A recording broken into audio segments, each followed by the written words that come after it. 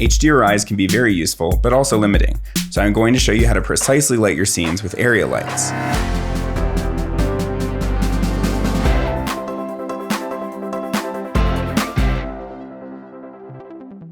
Hey, what's up? I'm David Ariew, and I'm a 3D motion designer and educator, and I'm going to help you make your renders better. In this video, you'll learn how to use specific light sources to enhance your renders and draw the eye. Enhance exterior lighting with a combination of HDRIs, daylight, and motivated area lights. Cell scale with smaller pools of light. Use light linking to only illuminate specific objects, and avoid front lighting your shots.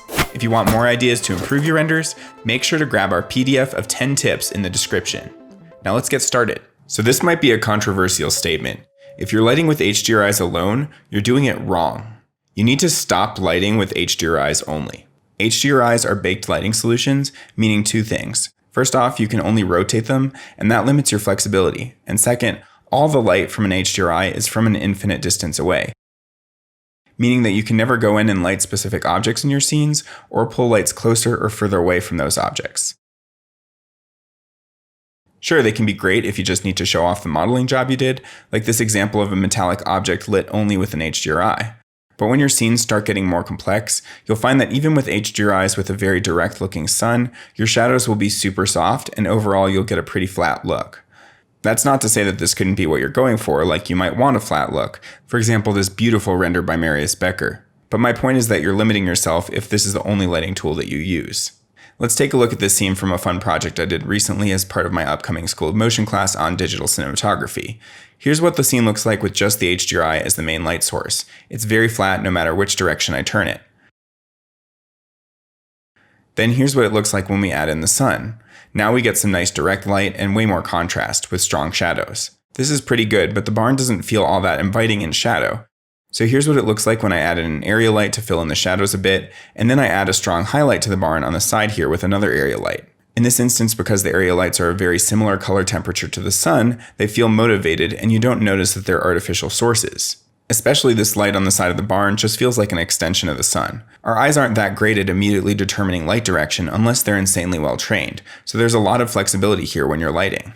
With outdoor scenes, the daylight rig can work great alone, but if you combine with an HDRI using this mixed sky texture button, you can add in more detail in the sky and the reflections as well.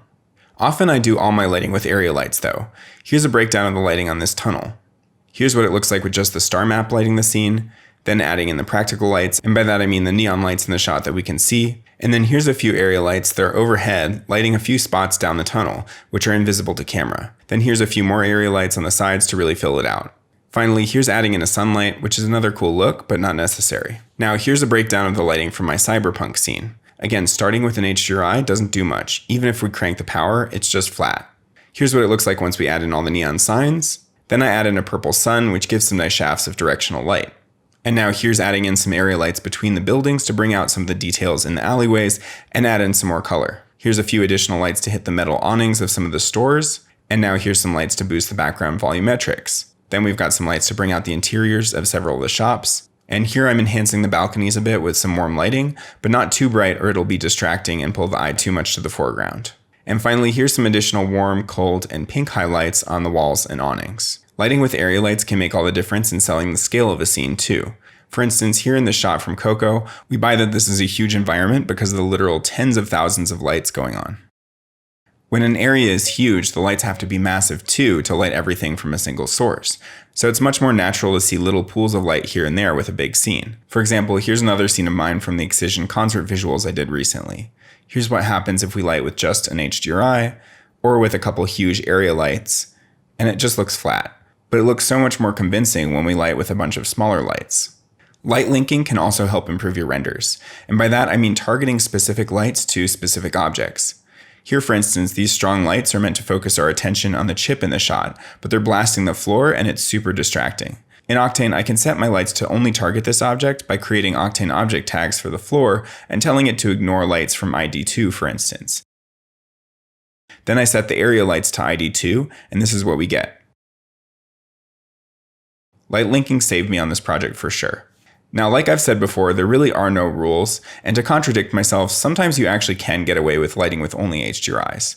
For example, my Dead Mouse Cart project here was lit with what I'd call stylistic HDRIs, and in this case I used my buddy Nick Scarcella's Manhattan Nights HDRIs, which are free here on Gumroad. These were taken at night in Times Square and other areas in New York City, so they're mostly dark with neon lights and therefore create a ton of interesting reflections in the car and wet pavement.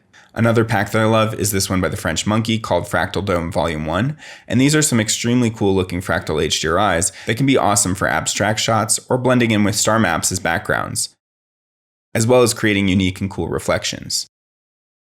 As a final takeaway, I would say avoid front lighting your shot. That creates a look like an onboard flash on your camera would and flattens all the detail.